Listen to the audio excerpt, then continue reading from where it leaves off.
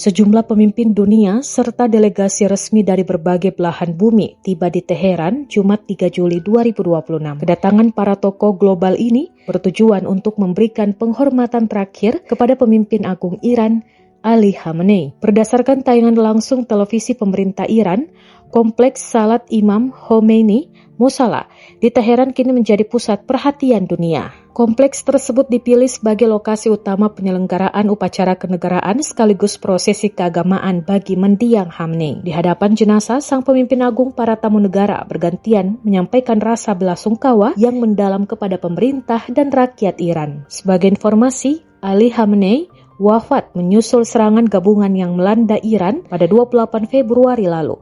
Hadir tokoh dunia di Teheran diantaranya dari Rusia, yakni Wakil Ketua Dewan Keamanan Dmitry Medvedev, utusan khusus Presiden Vladimir Putin. Dari Turki ada Wakil Presiden Cevdet Yilmaz. Selanjutnya Irak, Presiden Nizar Amidi dan Ketua Parlemen Muhammad Al-Haubozi.